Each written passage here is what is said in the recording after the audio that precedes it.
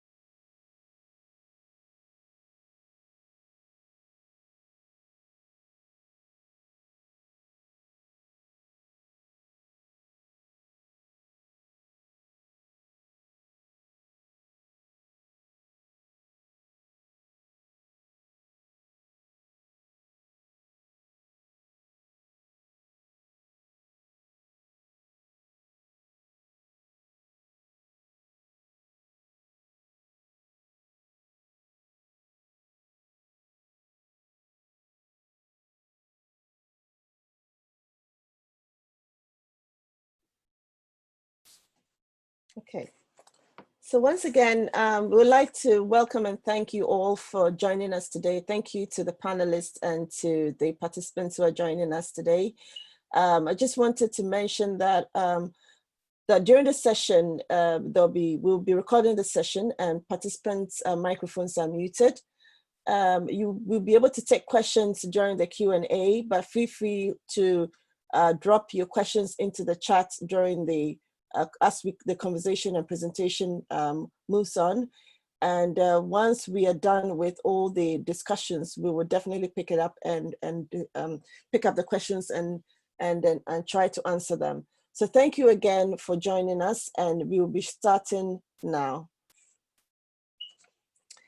So today's session is on promoting rural broadband access through partnerships and policy reform. And as you all know, half of the world is offline. And this percentage is significantly higher now because of COVID-19. We also know that 14% of rural areas have access compared to 42% of urban areas. And again, during COVID, we've seen this number amplified because the areas where people would typically be connected, such as workplaces, libraries, cafes, tend to be closed during lockdown. And therefore, a lot more people tend to see themselves offline. Again, we also noticed that for rural populations, while COVID is also a matter of concern, we also note that connectivity is one lifeline that they are often denied because of the nature of either the terrain or lack of investment or so many other issues that which are peculiar to rural areas. Rural populations do not have the options that urban populations have. And therefore, if we are serious about achieving universal access by 2030, we need to speed up progress. That's why the various organizations on this panel, that's ourselves, Alliance for Affordable Internet, APC, the Digital Empowerment Foundation, CIPESA, and Facebook came together to develop this rural broadband policy framework. Indeed, this framework was developed towards the end of last year, and it was launched in February this year. But that was before we saw the onslaught of COVID. And now with COVID, we've seen a higher sense of urgency about improving connectivity, not just for urban areas, but for rural areas as well. So just a little bit about the panel that we have. My name is Elena Sapong. I'm the Deputy Director and Policy Lead for the Alliance for Affordable Internet. We are the broadest coalition of technology, public sector, private sector, civil society, trying to drive down the cost of broadband through policy and regulatory reform. We are an initiative of the World Wide Web Foundation, which was set up by Sir Tim Berners-Lee, who founded the World Wide Web. And together with me on this panel, we have Mike Johnson, who is with the Association of Progressive Communications. Mike is the Internet Access Specialist with the APC. He's assisted in the establishment of internet-based communications in over 40 countries. We also have Lillian Nawalga. Lillian is with CIPESA. The long name for CIPESA is the Collaboration on International ICT Center Policy in East and Southern Africa, I beg your pardon. But CIPESA is a short form. And Lillian is got over 10 years of ICT policy research and advocacy experience under her belt. She works with CIPESA, and CIPESA is a CSO that focuses on decision-making that facilitates the use of ICT in the support of development and poverty reduction. We also have the Osama Manza, who is the founder and director of the Digital Empowerment Foundation, which is based in India. It's a Delhi-based not-for-profit working to find solutions to bridge the digital divide. And they are doing some wonderful work, which we'll see as we move towards the end of this discussion. And then finally, I have my colleague, Natalia Fordish. Natalia is a senior policy and regulatory specialist at the Alliance for Affordable Internet.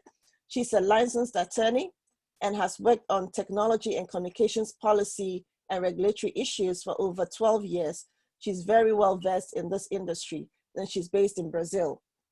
So I believe I have everyone covered now. I also have my able-bodied colleague, Michael Nagakaki, who is in the background helping us with our presentation and the slides as well. So without much ado, I'm going to pass it on to Natalia, who's going to set the stage for what the Rural Broadband Policy Framework is, and then we'll see how we can apply it in real life. Natalia, over to you. Thank you so much, Eleanor. Thank you for all the panelists. Thank you for everyone involved in organizing this session, and for whoever is watching us right now. I think the first thing to highlight on the framework is the fact that it's a collective effort. And it's a collective effort that came from the realization that it was really necessary to create a comprehensive framework for broadband connection in rural areas, since what we had so far, I mean, we have a lot of documents and frameworks, but it was still necessary to condense everything together, recommendations. With COVID-19, we see that, you know, it has become much more clear that the gap exists in different ways. So for example, an OECD policy note that it's upcoming, it's gonna highlight, for example, how remote working in rural areas, the gap is much wider, right? And also it's important to have connection, for example, for sending back and forth information to cities, regards to, you know, health, and safety and so on. And this is supposed to be a one-stop shop for rural broadband connectivity. It has high-level recommendations, and we are also developing a policy playbook that will have recommendations that are more precise and specific to each of the things we highlight.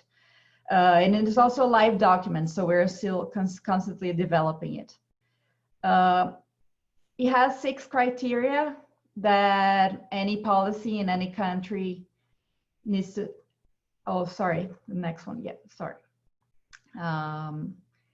It has 6 criteria that any policy in any country must satisfy in order to become successful. One relates to broadband, the high quality, affordable broadband services in underserved rural areas. This means, for example, among other things, that rural populations deserve the same level of quality than urban services. Rural broadband policies should draw from real-world experience locally, regionally, and globally. It's important to make sure that local contexts are taken into consideration, but also it's important to pay attention to approaches that have already been tested and embrace innovation and be open to trial. Rural broadband policies should harness the resources and capabilities of the private sector and complementary providers such as community networks. It's great to see that a lot of work recently at A4AI and other institutions are highlighting the importance of community networks, right, in different countries. We need appropriate incentives for eliminating, for example, unnecessary impediments to investments in these areas. We need regulations that are technology neutral. We need to be able to leverage these self-organized community networks through a more enabling regulatory environment. And also spectrum policies are important to support these networks. Rural broadband policies should be comprehensive. This means that they also should focus on the affordability of the services. They should have participatory and consultative processes. They should be open to testing of new business models and innovations. Rural broadband policies must be gender responsive. It's really hard to find sex disaggregated data, for example. So we should have efforts to make sure that we are able to gather this sex disaggregated data.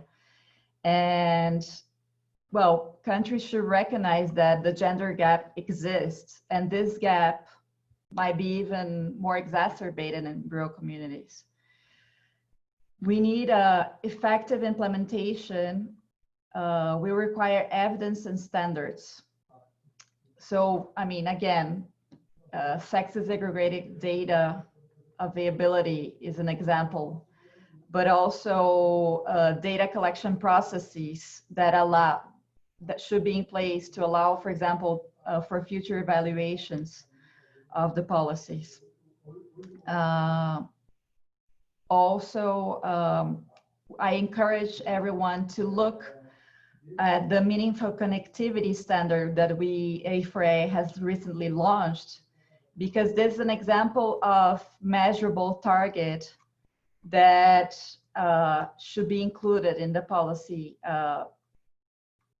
For example, in this document that I will just briefly mention, we talk about getting the right speed, having an appropriate device, connecting with enough data, using internet regularly. So this specific measures should be in the policy.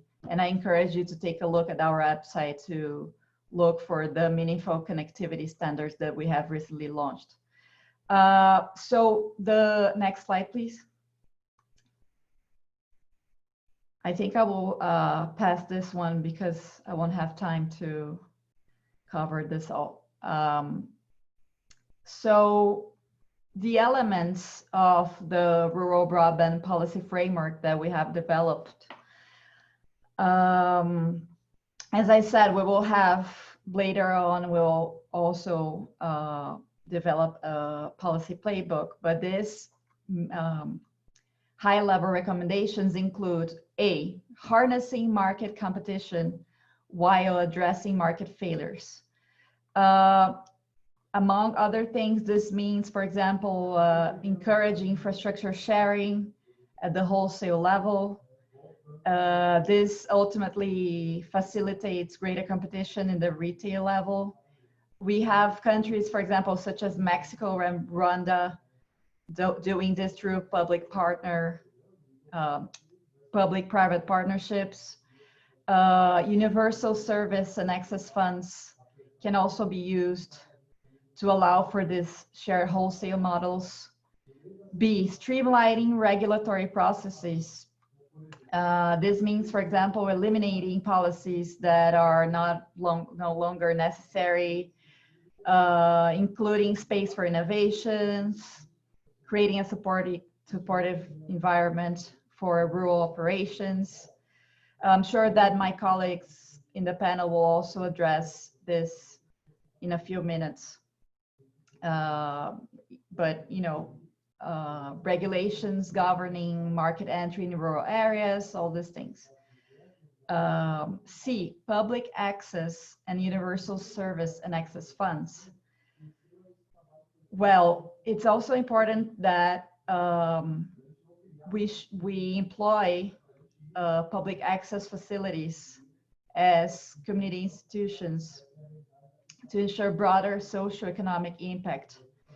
It's important to, in some places like Brazil, for example, we have funds that have existed for many, many years and have accumulated a lot of resources, but cannot be applied for broadband, only for fixed telephony, for example.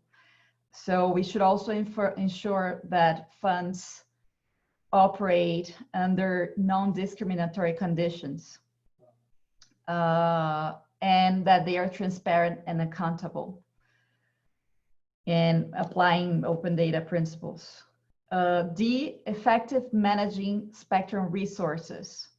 We know that a lot of times we need to make an effort to unlock spectrum to meet, for example, the ITU recommendations, which most regions are not fully unlocking all the spectrum they could, right? Applying special and more flexible rules in rural areas for spectrum, enabling and licensed use of spectrum in additional bands. So not only the bands that already are have some unlicensed parts, making sure that spectrum is available on a technology neutral basis, for example, encouraging appropriate conditions for spectrum sharing. For example, many countries have already started using TV white spaces to provide connectivity in rural areas. The E, leveraging innovative technologies, architectures, and business models, promoting the free flow of information and allowing operators to operate with flexibility.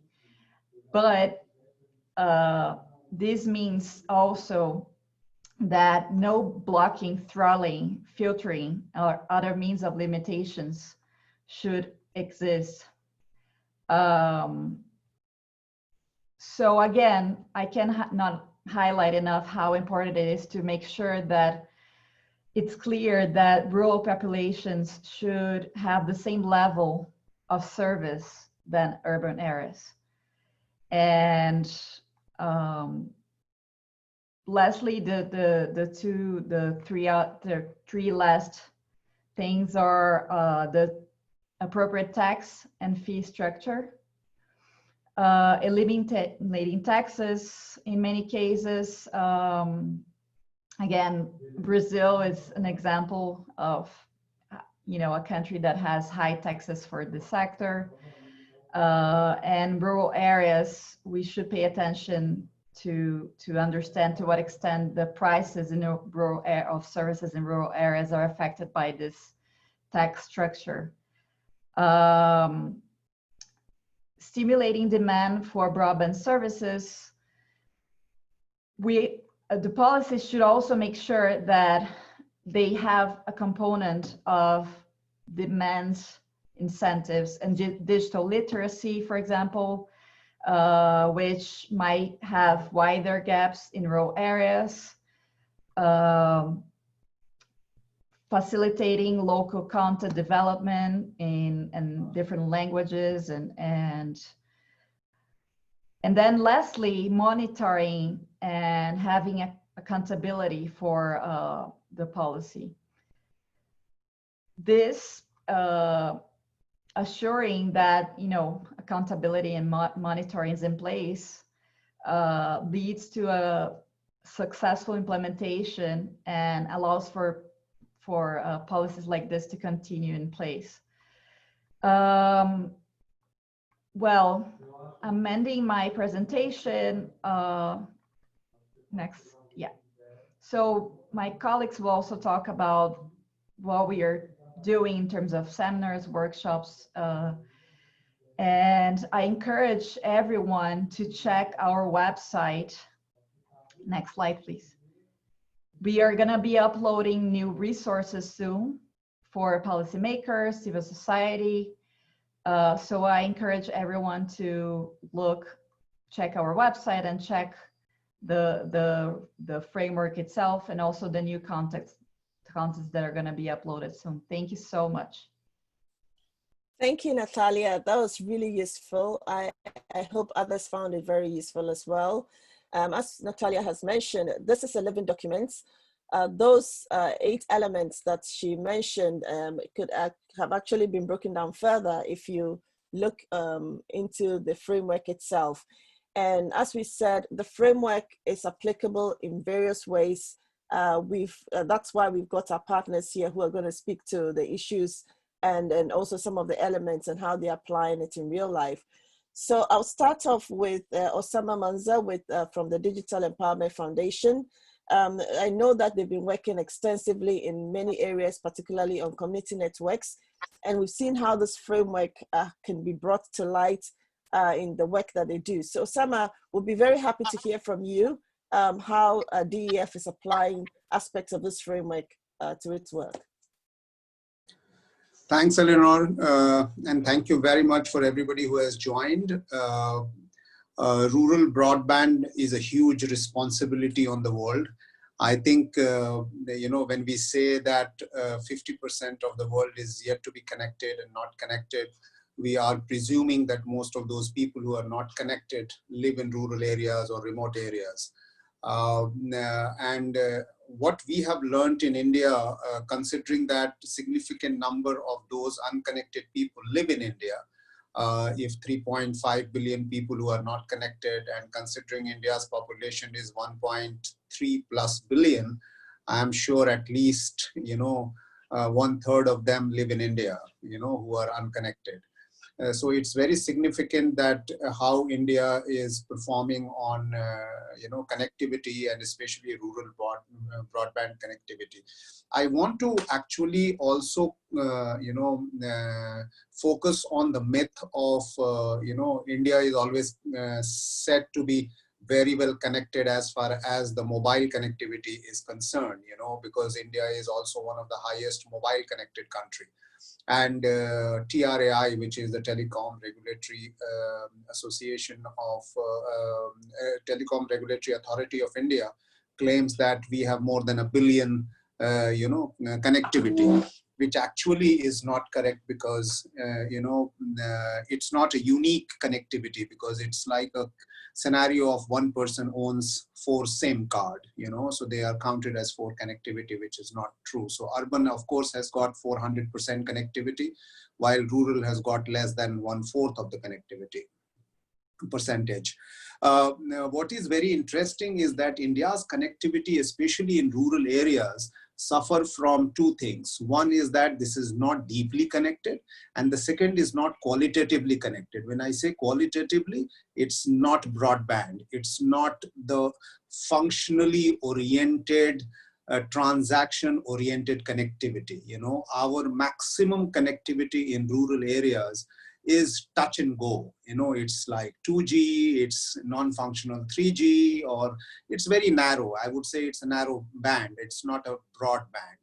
And therefore, since Eleanor, you also indicated that COVID has actually exposed our connectivity or our dependency on digital so much that now the real transactional connectivity is required. We really need to transact audio, video, we need to transact e-commerce, we need to, not only just send messages, but we also need to transact with the doctors or medical services.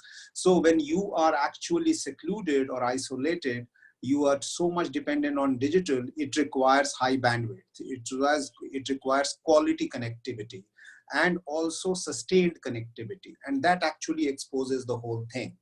And here also, for example, since COVID, education is shut down. Medical services are shut down because, people are not moving and content is not reaching to them, messages are not reaching to them, transactions are not reaching to them. And therefore, there is a huge problem going on.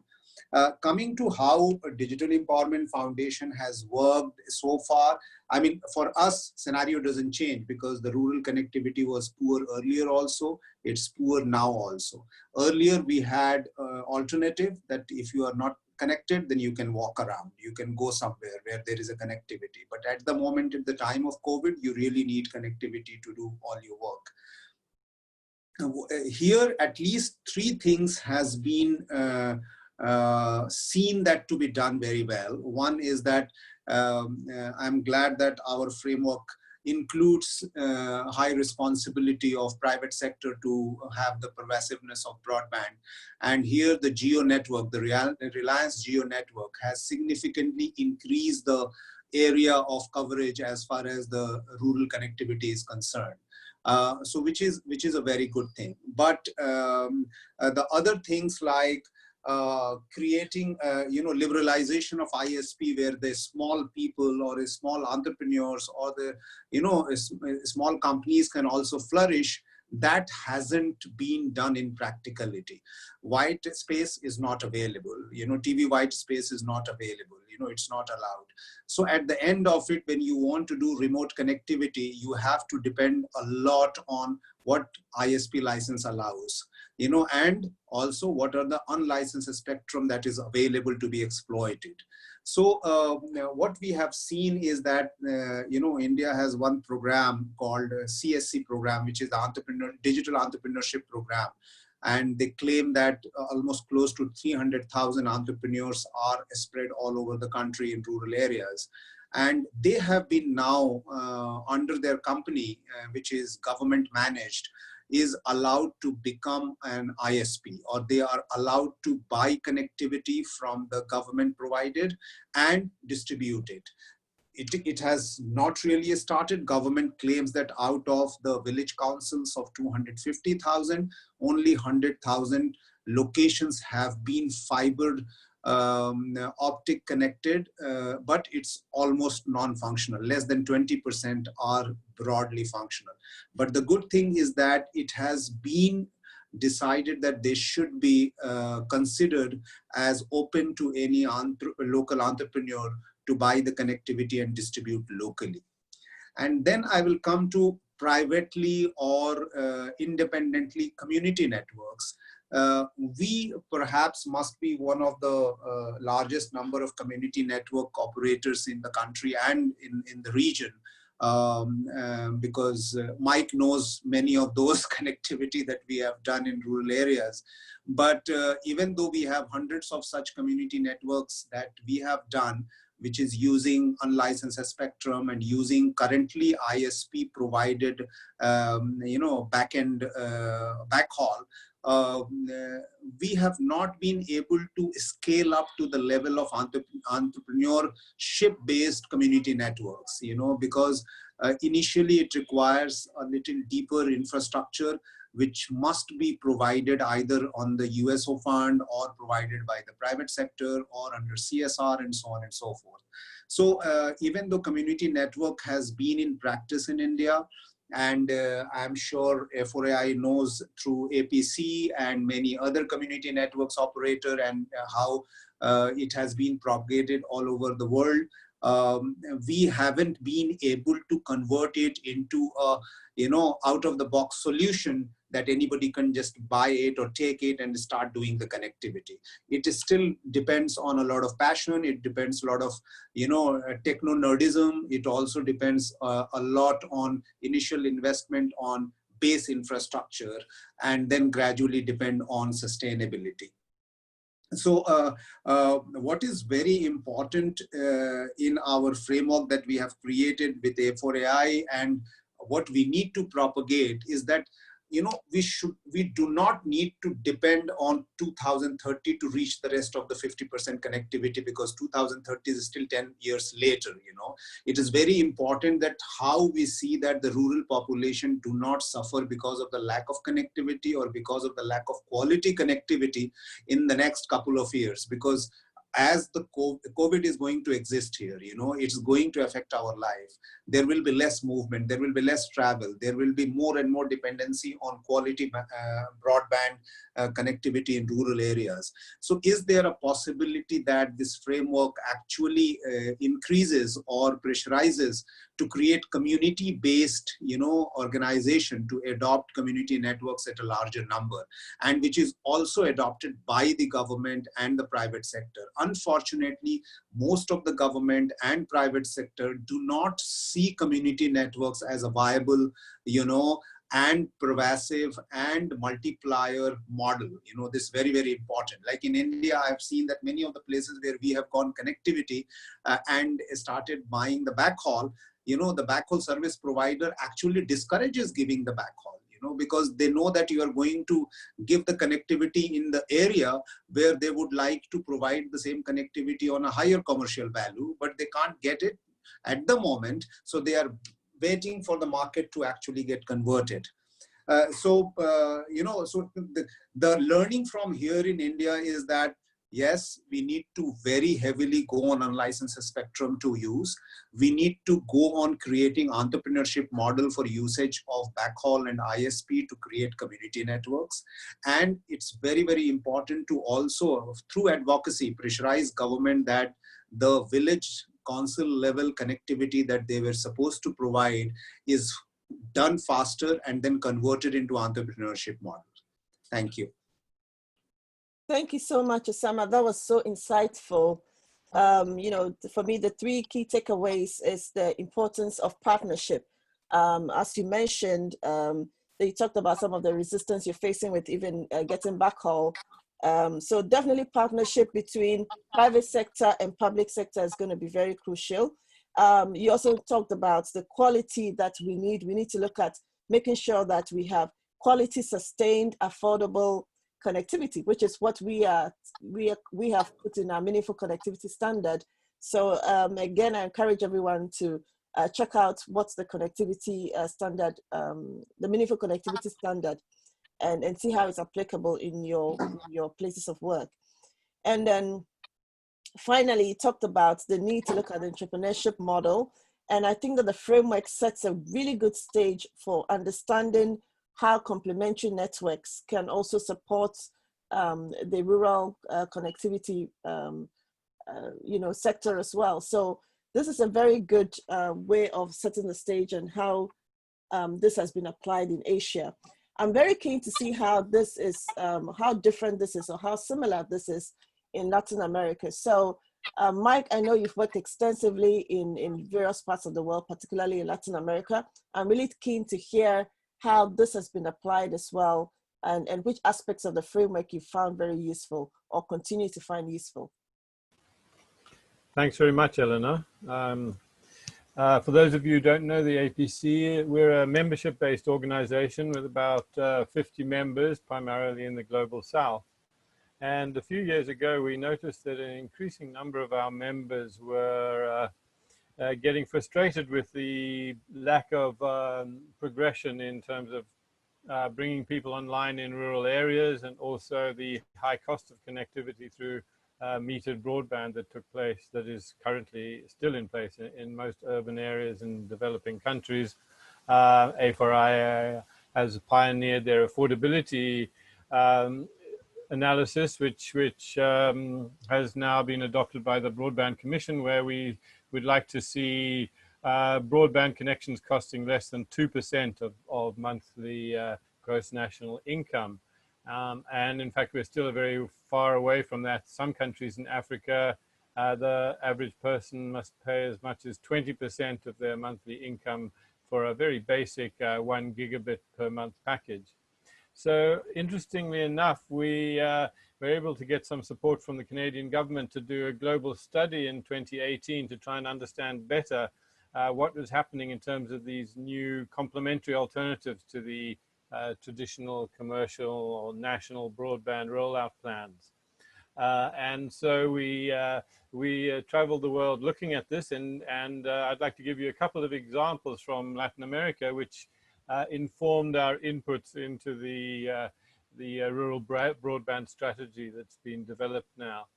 So to give you an example here of a very classic type of complementary community network is the NGO called Altamundi in Argentina. One of our members who's supporting a wide range of small urban areas in the state of Cordoba to address their connectivity issues, which range from patchy broadband signal to unaffordable mobile broadband costs. So you can see there on the left, they clubbed together and erected a very tall mast on a friendly farmer's land there, and they also made a negotiation, and this is an important aspect, with a nearby university. So I think the partnerships don't just come from between the private sector and the public sector, but also with the academic and research sector and civil society. So they are able to actually access virtually unlimited bandwidth in the off-peak period where the university doesn't use it, and they have a more limited supply of bandwidth during peak hours. But this means that they actually don't pay anything at all for their connectivity. Each household clubs together and pays for their own router and is trained on how to install it to connect to the network. And that's the setup cost of around $100. And then they put away about $5 a month to as kind of an insurance policy to pay for a likely replacement of any hardware equipment that might fail over the course of a few years, so that they have a reserve there. And you can see a couple of links to the organization. And also they've, interestingly enough, designed a wireless router that's specifically got features that is, makes it particularly amenable to this kind of environment with varying voltage, solar power requirements, hardened against lightning, etc. So moving on to the next slide, please. A less common example, but that we found particularly interesting, is a completely independent mobile GSM-based network in Mexico. Our member Rhizomatica there has been supporting a federation of small indigenous communities to set up their own mobile networks. So this is completely independent of the national mobile networks, and this is a courtesy of some progressive legislation in Mexico that allowed indigenous groups and less well-covered areas to obtain their own mobile spectrum.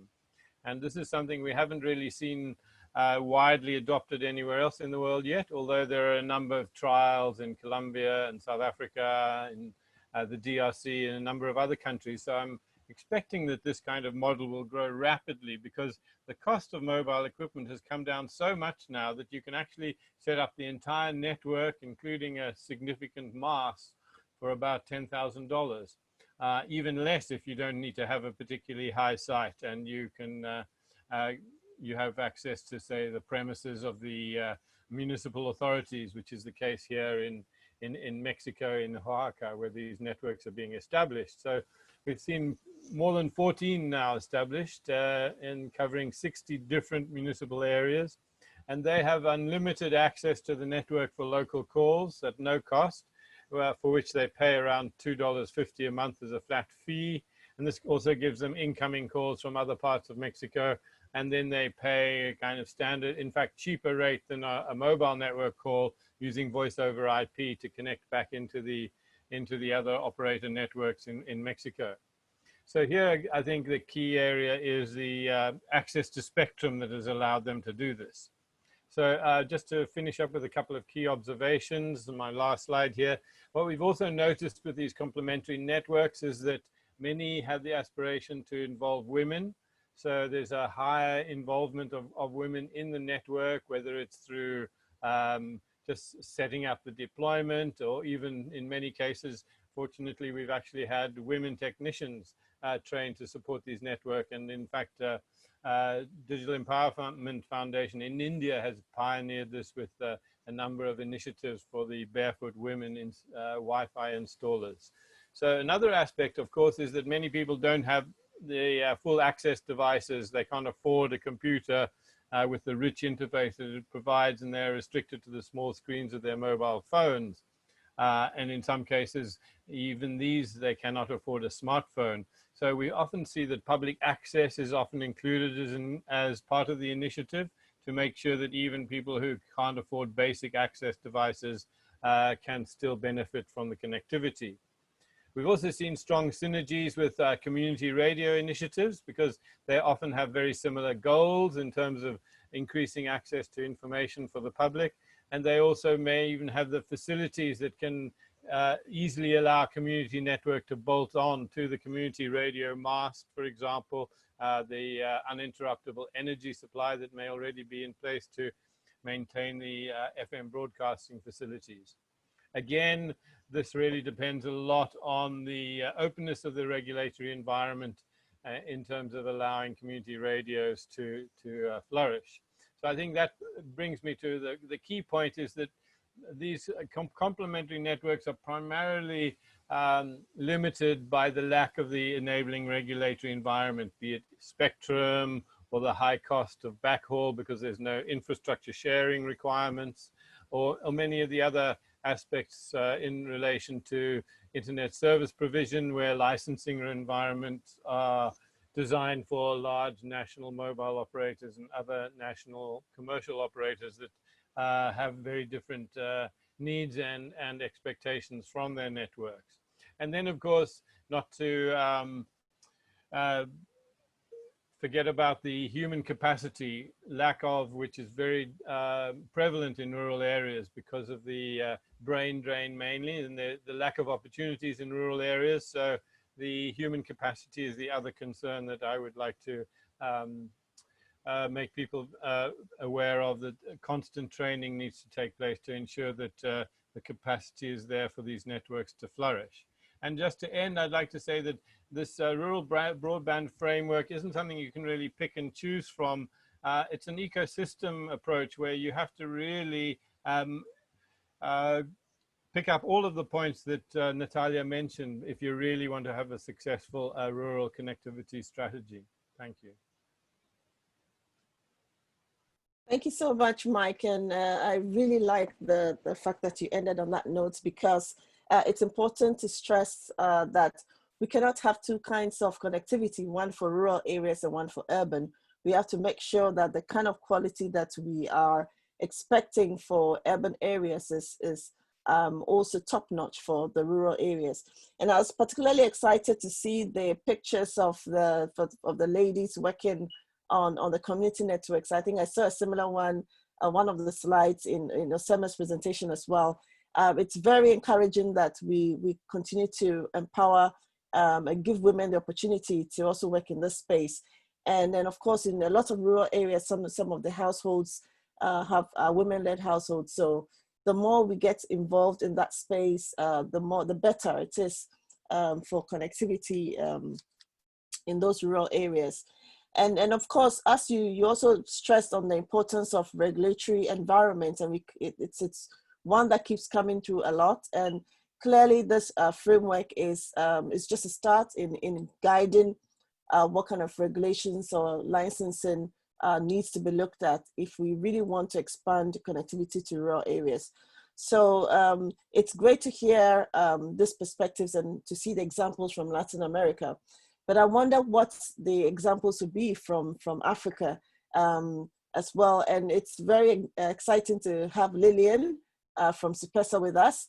Lillian is going to speak to us how this framework can be applied in Africa, and then also some of the key learnings from her line of work. Lillian. Thanks, Elena, and thanks to the WSIS forum for enabling us to be able to connect despite the current times.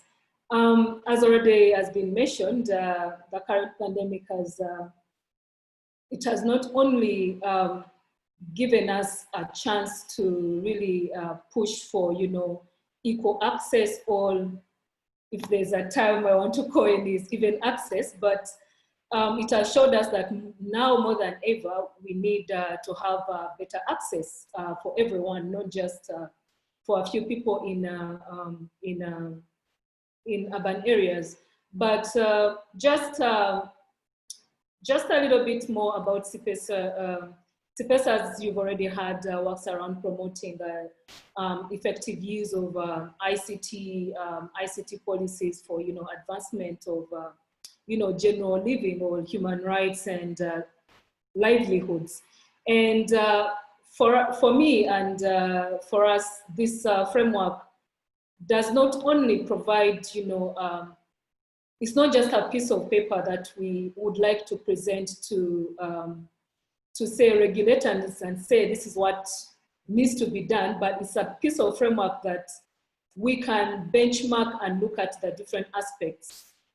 It's a good thing that we've heard from Asia and Latin America how, community networks are helping, reach, the unconnected. In Africa, whereas CPESA has not really been actively engaged in implementing community networks, but we've been involved in policy advocacy where, I'll just give an example, just recently here in Uganda, we had a new licensing framework for telecoms, which became effective July, 1st July this month, this year. And this framework, when we look at the rural broadband framework, and you look at I think it's the framework on streamlining regulatory processes, we are seeing that our government is trying to find the best way, in which it can create competition and, equitable, licensing framework for different categories of, service providers. I know, and the beauty is, I think I would like to say Uganda has been one of the first countries to create a community network license. And this is, a plus that we can look at as people, who are working around promoting equitable access, that we can leverage on and push for other African countries also to be able to adopt something that's similar to what Uganda is doing.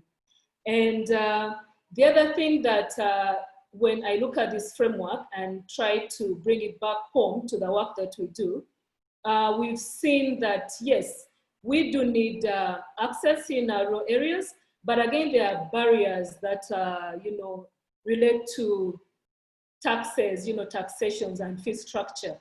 I know in our new licensing framework in the Ugandan context, there's been some, easing on this licensing. But again, when we look away from just, the licensing regime that we are looking at, there are other impending kind of taxation policies that can further hinder, the enjoyment of broadband in areas.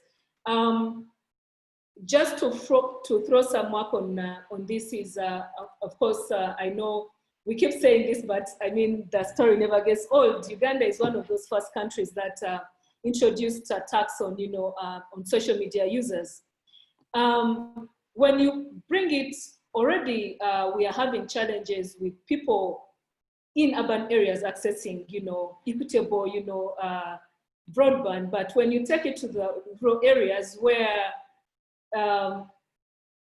people are supposed to kind of find an alternative to accessing internet, and then you find this additional tax, it creates the cost of, accessing the internet more higher, and they become, more disconnected. So what we've been doing is we've trying to push for this and see how it can be removed. And just about recently, we've seen pushes from, of course, from the world, from the FOIA, and we've also seen a push from the World Bank to see how we can reduce this taxation, in the digital economy. So for me, this framework provides an opportunity for us as CSOs to find a ways of engaging, not just the, the telecoms, but also the government and also other CSOs rallying around promoting equitable access to rural broadband.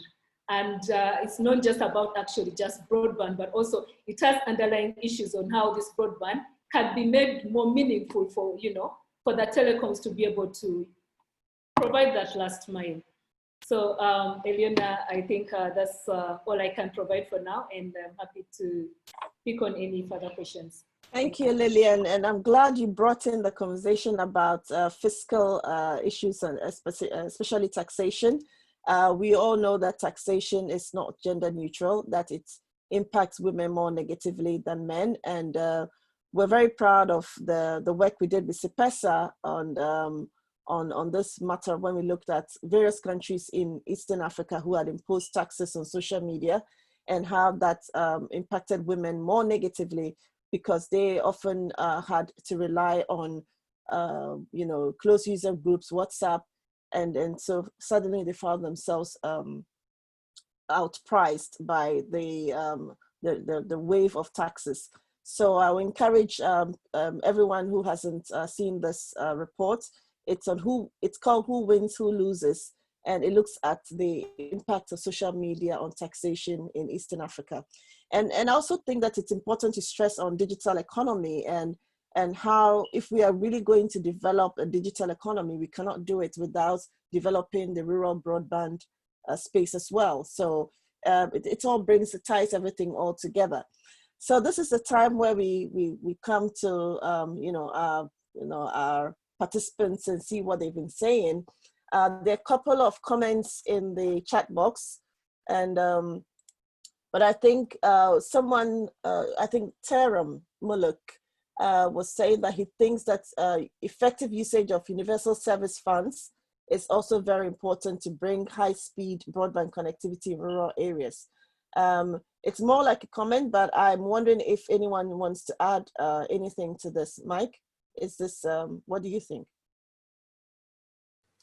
Well, as I kind of alluded to in my closing remarks, I hesitate to focus on any one particular factor because we really need to address all of these issues in unison. And what I think is particularly valuable about the rural broadband connectivity framework is that it focuses the mind on, 8 particular objectives there. It's so easy to kind of try and have a bag that covers every single possible eventuality, and one can get overloaded with all the different factors. So I think distilling it down into these eight particular areas of focus is a very good step towards focusing regulatory minds on the key issues and also the policymakers. Okay, and there's another, well, it's some of these are more like quotients, so it's like a question and a comment together. This one of the key human capacity problems we faced with rural telecenter rollout in South Africa was that a trained telecenter manager immediately became marketable and was able to leave their rural home for a better paid urban job. So, how do you stop the brain drain? I think that's what they're trying to say. How do you stop the brain drain? Anyone wants to take this up, Lillian or Osama?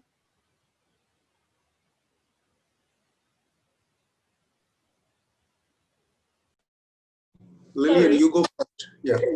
No, you go first because I was kind of distracted and I was trying to look for the comments online in the chat, but you can go ahead, you can take it to someone.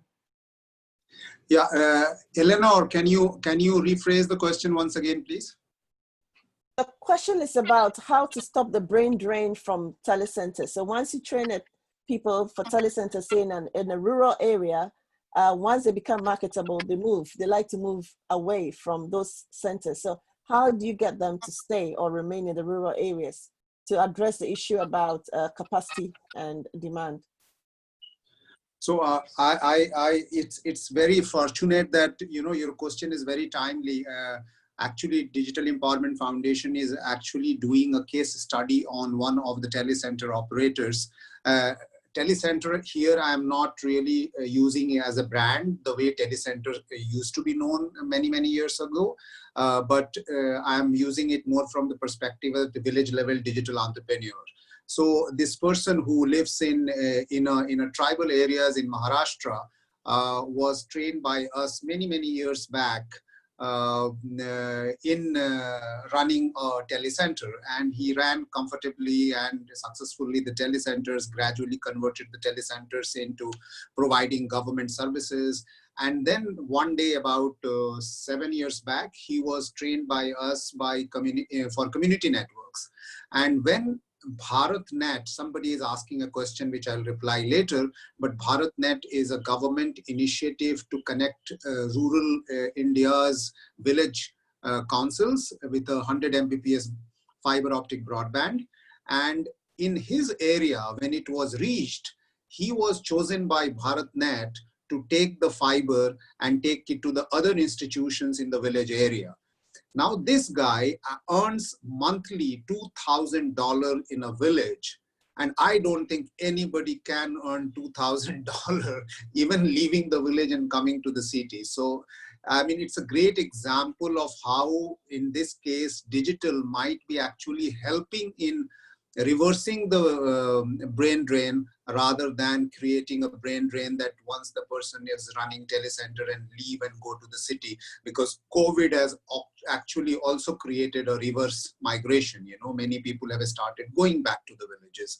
So I'm not giving number. I'm not saying that this is not going to be done, but I doubt that if we are going to create a very good digital entrepreneurship model at the village level, rural broadband can give them an additional input or a reason to become more successful entrepreneur if the market helps entrepreneurship, if the market opens up to provide backhaul easily. You know, it is very, very important, I'm reiterating, that village level connectivity of broadband in a fast-paced ways is not possible without creating entrepreneurship or distribution of backhaul at a larger number to distribute the network to the people. Otherwise, it is very, very cost intensive. The only way you can distribute the infrastructural cost is by creating entrepreneurship and open it up. Right. That's a very good point about incentives, ensuring incentives at the local level. There's also comments here. We had a lot more comments about including, making sure that we include physically challenged people, people with persons with disabilities as well. That's coming from Dr. Kweku Fosu-Adakwa. And so I think that's a point about inclusion that and I believe that is being captured in the policy framework. And then finally, the question is about, there was another question that rural broadband, they take it that rural broadband is 3G and above. Ideally, we want it to be what is in the meaningful connectivity standard, which is a 4G type speed. So anything that is above 10 megabits per second for download is what we'll be considering for this. So, I mean, we are almost, we've got about less than 2 minutes to the top of the hour. When we'll be signing off.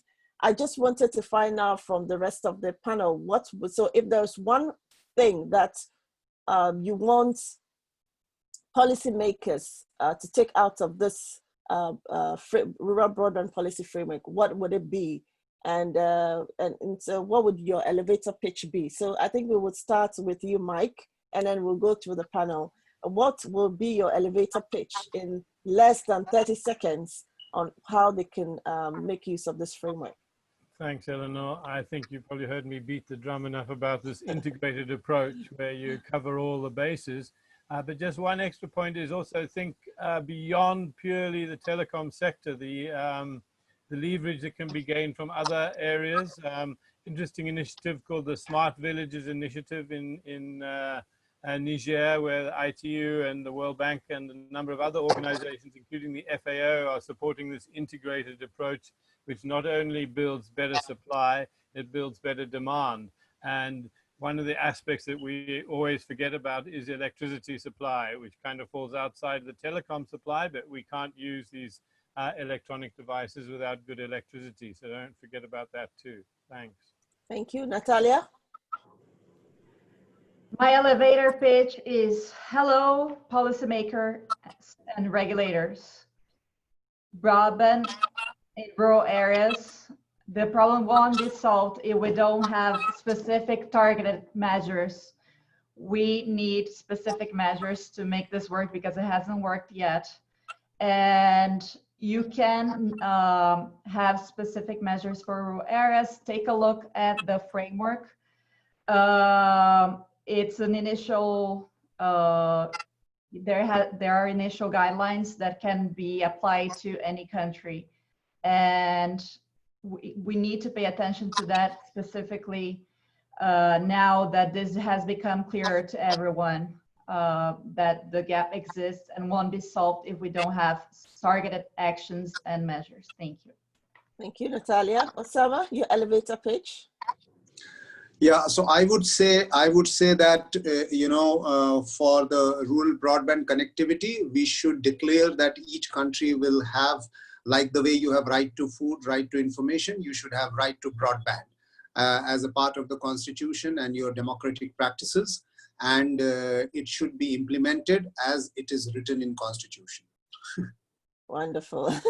And finally, but not least, Lillian, what would your elevator pitch be to policymakers? For me, it's about monitoring, reevaluating, ensuring that everyone is connected. It's not just about, putting the broadband there, but it has to be a much more holistic approach.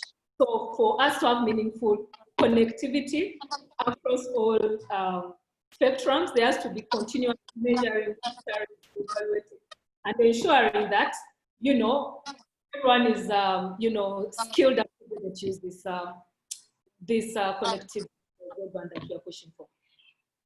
Thank you. And thank you so much all to my panel, Michael, Natalia, Osama, Lillian, and Michael, who is working behind the scenes.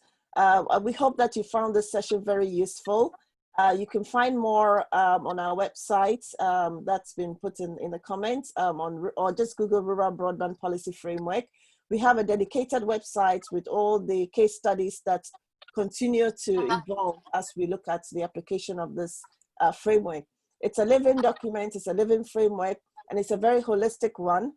And we hope that we can have a more developed conversation about this in the next few years of how this has helped countries to be able to connect their citizens in the rural areas.